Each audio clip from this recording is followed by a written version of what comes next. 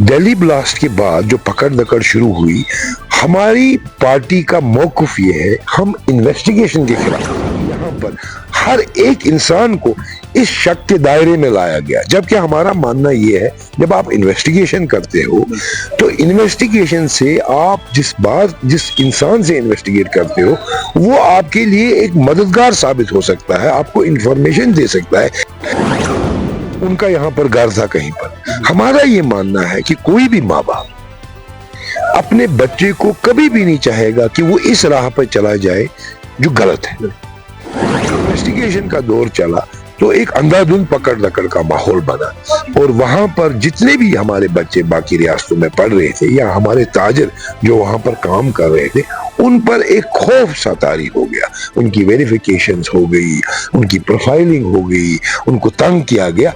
इससे हमें एतराज है। या हर एक इंसान को इस शक के दायरे में लाया गया, जबकि हमारा मानना यह है जब आप इन्वेस्टिगेशन करते हो तो इन्वेस्टिगेशन से आप जिस इंसान से इन्वेस्टिगेट करते हो वो आपके लिए एक मददगार साबित हो सकता है, आपको इंफॉर्मेशन दे सकता है, कोई लीड मिल सकेगी उसको।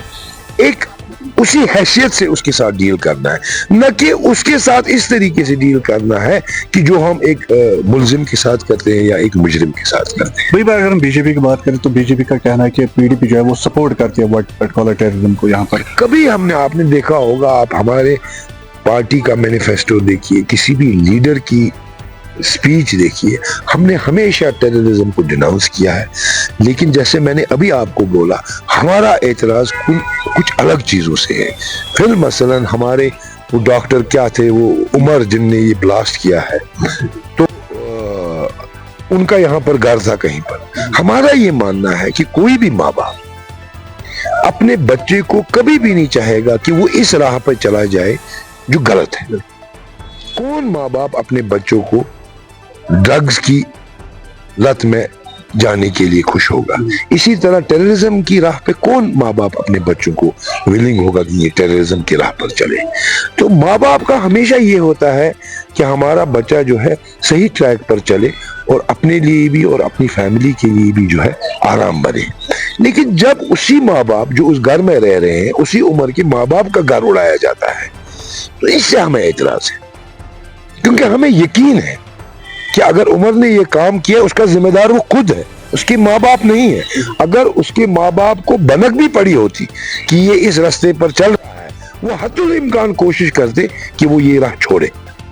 इकबाल साहब, कल जो है चौधरी मोहम्मद रमजान ने जो है ओथ बिठाया, अपनी बात भी रखी है पार्लियामेंट में, तो उन्होंने कहा कि स्टेटहुड के बगैर जो है हमें काम नहीं हो रहा है और यहाँ पर जो है डबल इंजन सरकार चल रही है और हमें कोई काम नहीं हो रहा है। देखिए, मैंने इससे पहले भी ये अर्ज किया, बहुत सारे इख्तियारात स्टेट गवर्नमेंट के पास हैं और उन इख्तियारात का वो इस्तेमाल कर रहे हैं। जो काम वो करना चाहते हैं उसके लिए उनके पास इख्तियारात है, चाहे वो एमएलए की तनख्वाह बढ़ानी हो, चाहे सीडीएफ बढ़ाना हो, चाहे गाड़ियां खरीदनी हो, चाहे और भी बहुत सारे काम हैं जो हमने देखा। उन कामों में जो वो करना चाहते हैं कोई रुकावट या कोई इख्तियारात का मसला नहीं है। जो स्टेटहुड का मसला, हम नहीं कहते हैं कि स्टेटहुड नहीं आना चाहिए, लेकिन स्टेटहुड का मसला प्राइमरीली ये है कि लॉ एंड ऑर्डर हमारे हाथ में आ जाए, जिसकी वजह से उनको लगता है कि हमारी सरकार की जो है पोजीशन और मजबूत हो जाएगी।